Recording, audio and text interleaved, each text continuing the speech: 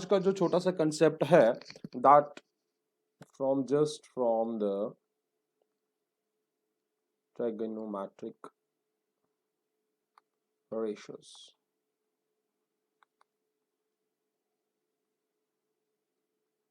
तो बच्चे सबसे पहले इसका नाम ही जो है, ट्राई का मीन्स है 3, सो मीन्स 3 साइड वाली जो साइड्स हैं उनका मीट्रिक होता है मेजरमेंट।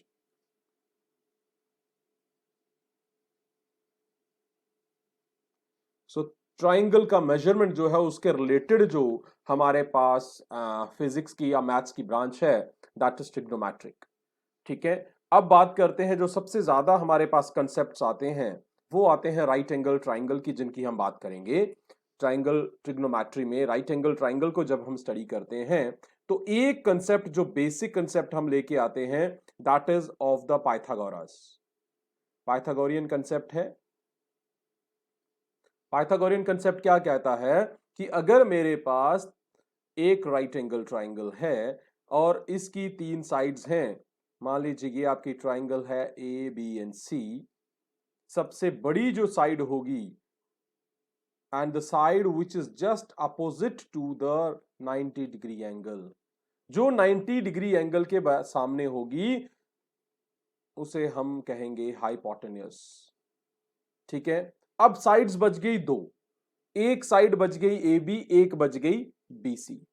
अब डिपेंड करता है, अब पाइथागोरस कहता है कि ये जो 2 साइड्स बची हैं इन दोनों साइड्स का स्क्वायर जो होगा A B square plus B C square that will be equal to this hypotenuse square. Square in the sense of their dimension, their value, their magnitude. A B का magnitude का square, अगर A B जो है आपका x है, B C आपका y है, then x square plus y square will be equal to the square of the hypotenuse. यही कंसेप्ट है भाई, यही पढ़ा हुआ है हमने। ठीक है, ये क्लियर है। अब हम बात करेंगे राइट एंगल ट्राइंगल की बट फॉर ट्राइगोनोमेट्रिक रेशियोज। अब जब रेशियोज की बात हम करते हैं तो बहुत सारे कंसेप्ट आते हैं। एक इंटरेस्टिंग सा कंसेप्ट जिसका नाम मैंने आपको लास्ट क्लास में बताया था, in that we are going to study today's concept of trigonometric with SOH का टोआ। आपने शायद ये पढ़ा भी होगा, कभी पढ़ा है ये वाला कंसेप्ट? सो का टोआ है, कंसेप्ट कोई अलग नहीं है, वही पुराने कंसेप्ट्स हैं, बस सिर्फ इनकी टर्मिनोलॉजी थोड़ी सी अलग आ गई है। अब जब ट्रिग्नोमेट्रिक रेशियोज की बात करते हैं तो अगर हमारे पास ये साइड्स हैं ए बी सी, अब सबसे इंपॉर्टेंट चीज जो है यहां पे that one thing that is 90 degree angle. जो 90 डिग्री के सामने वाली साइड होगी वो हाइपोटेन्यूज होगी, ये हमें पता है। अब दूसरा इंपॉर्टेंट केस जो है, दूसरी इंपॉर्टेंट चीज जो है वो ये है कि यहां पे जो हाइपोटेन्यूज है, वो हाइपोटेन्यूज जो है वो एक्चुअली रिप्रेजेंट कर रहा है किसी वैल्यू की स्लोप को। किसको रिप्रेजेंट कर रहा है? किसी वैल्यू की। यस। अब बच्चे स्लोप चेंज हो जाएगी अगर या तो वैल्यू ए बी की बढ़ती जाए, ध्यान रहे, या अगर वैल्यू ए बी की बढ़ने से एच की वैल्यू चेंज होती है। किसकी वैल्यू बढ़ने से? ए बी की बढ़ने से एच की वैल्यू चेंज होती है, तो कुछ और भी चेंज हो रहा है। वो क्या है? That is the value here, angle theta here. क्योंकि ए बी जैसे जैसे ऊपर जाता जाएगा ये आपका यहां पे ये वाला एंगल बढ़ता जाएगा, ये, क्योंकि ए बी के ऊपर जाने से ये वाला बीच वाला एंगल जो है वो बढ़ता जाएगा। तो इस तरह से हमारे पास वेरिएशन आ रही है। तो अब एच जो है, जो हाइपोटेन्यूज है, वो एंगल बना रहा है। कहां बना रहा है? बीसी के साथ। तो बच्चे जो एंगल हाइपोटेन्यूज बनाता है जिस साइड के साथ, उस साइड को कहते हैं बेस। क्या कहते हैं उसे? Base. Otherwise A B is perpendicular to B C है ही, मींस ए बी भी 90 डिग्री बना रहा है, बीसी भी 90 डिग्री एक दूसरे के साथ बना रहे हैं। अब प्रॉब्लम यहां आती है कि बेस किसको लेंगे? तो भाई बेस उसको लेंगे जिसके ऊपर हाइपोटेन्यूज एंगल बना रहा है। तो अगर अगर आपका ये वाला कंसेप्ट जो है, अगर आपका बेस जो है वो एंगल बनाता है ए बी के साथ, मान लीजिए अल्फा एंगल बनाता है, तो अगर एंगल अल्फा लेंगे तो बेस कौन हो गया? ए बी बेस हो गया। और अगर एंगल थीटा लेते हैं तो बेस कौन हो गया? BC base. अब बात यह है कि ये हो गया बेस, जो बच गया वो क्या हो गया?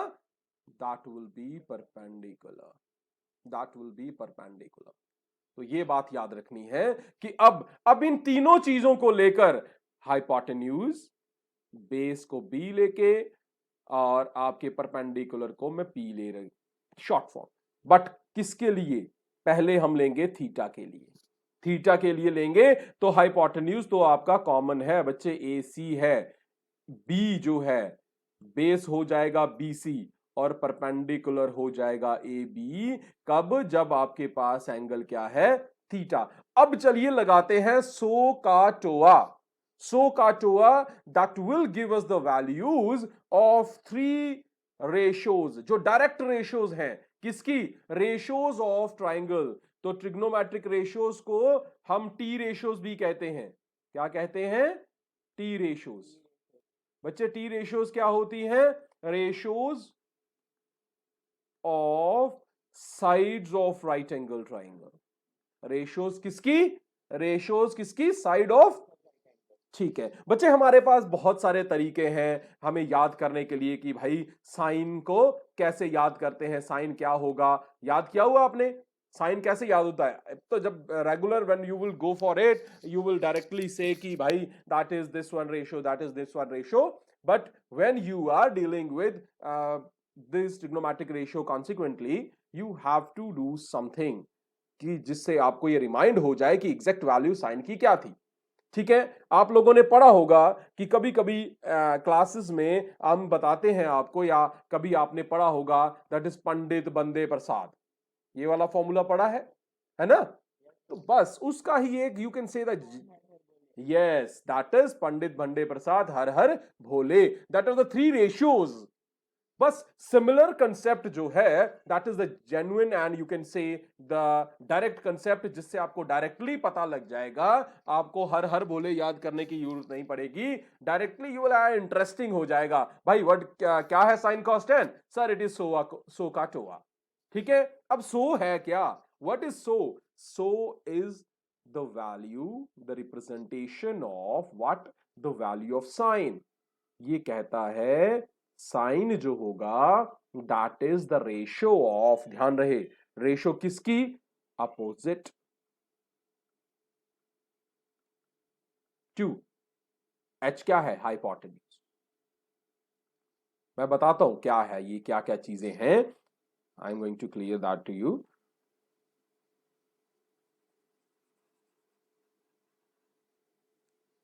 Second one is cos. C for cos. Cos is the ratio of A. A what? Adjacent upon H क्या है? Hypotenuse.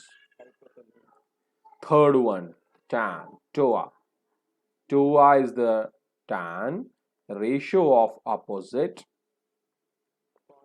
adjacent. ये तो अब आपको समझ ही गया होगा क्या है ये। तो बच्चे अब हम अपोजिट की बात जब कर रहे हैं, किसका अपोजिट? भाई थीटा का। किसका अपोजिट?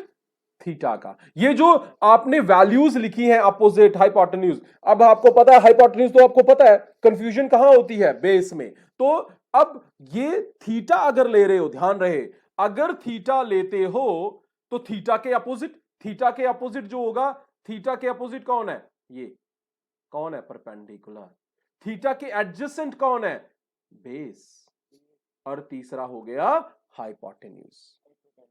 तो अगर थीटा को आप लेते हो तो साइन किसके बराबर आ गया? Sine is opposite upon hypotenuse. For theta, yes, it will be A B upon A C. For theta, किसके लिए? थीटा के लिए। बट अगर अल्फा लेते हो, अगर ले लेते हो अल्फा, अगर अल्फा ले लेते हो तो then it is going to be B C upon A C. Yes, तो अब आपको ये क्रैम करने की जरूरत नहीं है कि बेस नीचे वाला ही होगा तो बीसी होगा तो बेस होगा। No, that is not. B base वो होगा जो किसके साथ होगा, किसके एडजेसेंट होगा? थीटा के एडजेसेंट होगा। परपेंडिकुलर वो होगा जो थीटा के अपोजिट होगा। तो यहां पे सो आपको बता रहा है, so that is opposite to theta, hypotenuse opposite to theta, opp means opposite to angle. अब एंगल की बात कर रहे हैं, this adjacent it is adjacent to angle. जो भी एंगल आप लोगे, टेन अपोजिट किसका? एंगल का। एडजेसेंट किसका? एंगल का। एंगल थीटा लेते हो तो वैल्यू चेंज, अल्फा लेते हो तो वैल्यू कुछ और। तो इस तरह से आपके पास ये कंसेप्ट बन गया सोकाटोआ। समझ आया सोकाटोआ? है ना, एक नया कंसेप्ट बन गया। ये वही कंसेप्ट है, वहां पे हम याद करते थे, वी यूज्ड टू हैव पंडित बंदे प्रसाद हर हर भोले।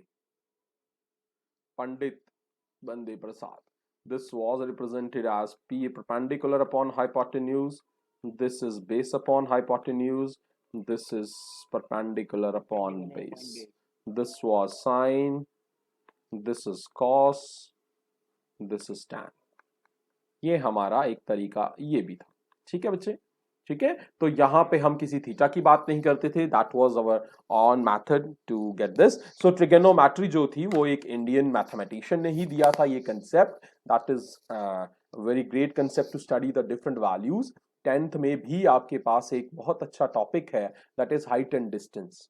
यहाँ पे आप सिर्फ एक छोटी सी वैल्यू, एक छोटा सा एलिमेंट लेके आप घर में एक छोटा सा बेटा एक डिवाइस होता है that is used to small do some practicals, जिससे हम थीटा की वैल्यू निकाल सकते हैं एग्जैक्ट। अगर लैब उसका लैब वेरिएंट जो है दैट इज सेक्सटेंट,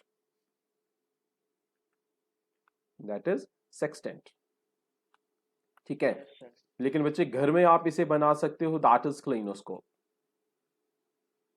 घर का एक सिंपल वर्जन, इसका सेक्सटेंट का सिंपल वर्जन पता है ना, क्लिनोस्कोप कैसे बनाते हैं, सिंपल तरीका है। ठीक है, सिंपल तरीके में आपने क्या लेना है, ये कौन सी डिवाइस है आपकी ज्योमेट्री बॉक्स में, ऐसी कौन सी डिवाइस होती है, ये कौन सी डिवाइस होती है आपकी जियो बॉक्स में, कौन सी डिवाइस ऐसी इस तरह की होती है? प्रोटेक्टर। यस, आपने प्रोटेक्टर लेना है बेटा। प्रोटेक्टर के क्या करना है, सेंटर पॉइंट पे क्या होता है, 0 होता है ना। ठीक है, और यहाँ पे सेंटर दो रीडिंग्स होती हैं, चाहे इधर से जाओ चाहे इधर से जाओ, जहां से मर्जी जाओ, सेंटर पॉइंट पे 90 ही होता है ना। ठीक है बेटा, आपने क्या करना है, जो पॉइंट सेंटर पॉइंट है, जो ओ पॉइंट है, यहाँ पे छोटा सा होल करना है आपने। एक just heat up some pin and create a small hole. बेटा इस होल के साथ आपने क्या करना है, एक लगा लेना है स्ट्रॉ। क्या लगा लेना है, स्ट्रॉ। स्ट्रॉ थोड़ी मोटी सी हो, जिसके बीच में आपको आमने सामने दिख जाए, आर पार दिख जाए, जो पॉइंट आपने देखना है वो आसानी से दिख जाए। ठीक है, अब बेटा इस स्ट्रॉ को इस पॉइंट के साथ मूवेबल करना है, फिक्स करना है, जिस तरह से एक यू कैन से ट्रांसफार्मर की नीडल होती है ना, घर में स्टेबलाइजर की नीडल होती है, वो एक पॉइंट से मूव करती रहती है। सो इसे मूवेबल बनाना है, बट ध्यान रहे उसे फिक्स करने के लिए आपने उसके ऊपर पायर्स नहीं करना है, मींस बीच वाला जो व्यू है वो आपको साफ क्लियर दिखना चाहिए। किसका दिखना चाहिए, आपने दिखना है किसका, स्ट्रॉ का। ठीक है बेटा, अब जो स्ट्रॉ है बेटा ये मूवेबल है, ये आप 0 पे भी आ सकती है, 90 पे भी आ सकती है, इधर भी आ सकती है। ठीक है, आपने अब इस स्ट्रॉ को एक प्लेन लेवल्ड सरफेस के ऊपर रखना है, इस डी को, प्रोटेक्टर को एक सरफेस के ऊपर रखना है। स्ट्रॉ से देखना है जो इधर एंगल होगा वो 0 होगा। आप इस स्ट्रॉ को मूव करते जाना है, जिस भी हाइट को आपने देखना है स्ट्रॉ की हेल्प से। ये जो यहां से आप देखोगे, यहां पे आपको कोई ऑब्जेक्ट दिख रहा है, तो यहां पे आपको, यहां पे डी के साथ आपको क्या बन जाएगा, एक एंगल बन जाएगा। क्या बन जाएगा यहां पे, एंगल। समझ आई मेरी बात, क्या किया मैंने, ये। तो आपने स्ट्रॉ दिया, स्ट्रॉ से आपने देख ली हाइट, नीचे वाली हाइट बेस हो गई। बेस बेटा आपको पता है जहां मर्जी बनाओ, जितनी मर्जी हाइट पे हो, एंगल पैरेलल लाइन जो है वो सेम एंगल ही बनाती हैं सबके साथ, ठीक है। तो चाहे आप यहां पे इस लाइन पे बैठ के डी रखो, चाहे इस पे रखो, इस पे, these all angles will be same. तो यहां पे आपको एक चीज पता लग गई कि कितना एंगल आपके, जैसे घर की स्टोरी है, डबल स्टोरी है, या घर के बाहर लगा हुआ छोटा सा एक पेड़ है, पेड़ की हाइट जो है, उसका जो टॉप पॉइंट है, वो आपके वहां पे कितना एंगल बना रहा है, वो आप देख सकते हो, ठीक है बच्चे। अब यहां पे आपने क्या किया, आपको पेड़ के जड़ से, स्टेम से, रूट से, यहां से जहां पे आप खड़े हो, ये डिस्टेंस आप आसानी से मेजर कर सकते हो ना, ये तो आपके पास ही होगा पेड़। फिर आपने क्लिनोस्कोप से देखा कि इस पेड़ की टॉप यहां है, ये टॉप है, और यहां से क्लिनोस्कोप ये है बेटा, क्लिनोस्कोप का स्ट्रॉ ये है, आपने उससे डी के ऊपर एंगल बना लिया थीटा, ठीक है। थीटा बना रहा है, ये वाली साइड सबसे बड़ी है तो ये हाइपोटेन्यूज हो गया। हाइपोटेन्यूज किसके साथ है, हाइपोटेन्यूज अननोन है, ये मुझे पता नहीं है, हाइपोटेन्यूज जो है वो अननोन है, हमने मेजर नहीं किया, हमने सिर्फ मेजर क्या किया है, थीटा मेजर किया है, और एक्स मेजर किया है, एक्स की वैल्यू है कुछ मेजरेबल। एच यहां मिल गया, ये मिल गया, थीटा, तीन चीजें तो मिल गई। अब आप बच्चे जो कुछ मर्जी निकालो, जो मर्जी निकालो, ये परपेंडिकुलर है, एक्स आपका बेस है, तो बस आपके पास रेशियोज हैं परपेंडिकुलर अपॉन हाइपोटेन्यूज, ठीक है। दोनों अननोन है, पहले नहीं निकाल सकते हम, पहले हम ऐसी चीज निकालेंगे जिसमें बेस आता है। कौन आता है, परपेंडिकुलर अपॉन बेस, कौन होता है, tan थीटा। थीटा आपके पास है बेटा, निकाल लिया आपने क्लिनोस्कोप से। बी आपने मेजर कर लिया घर से, टेप मीटर लेके या स्केल लेके आपने मेजर कर लिया बेटा। परपेंडिकुलर किसके बराबर हो गया, perpendicular is now equal to base into tan theta. तो आपको पेड़ की हाइट पता चल गई, ये प्रैक्टिकल वे है, ये एक एक्टिविटी है, आप घर में कर सकते हो इसे आसानी से, कुछ ज्यादा एक्स्ट्रा चीज नहीं चाहिए। बस बेटा परपेंडिकुलर मिल गया, बेस भी मिल गया, अब चाहे तुम पाइथागोरस थ्योरम लगाओ, जब बेस अपॉन हाइपोटेन्यूज का फॉर्मूला लगाओ, ये क्या होता है, cos थीटा। चाहे आप हाइपोटेन्यूज लगाओ, क्योंकि दो साइडें मिल गई हैं, तीसरी निकाल सकते हो, और या आप लगा लो cos थीटा, अगर cos थीटा की वैल्यू नहीं आती है तो simply perpendicular square plus base square that is equal to hypotenuse का स्क्वायर, है ना, h is B under root of P square plus B square. तो दोनों चीजें यूज हो गई, ट्रिग्नोमेट्रिक रेशियोज भी यूज हो गई और पाइथागोरियन थ्योरम भी यूज हो गई।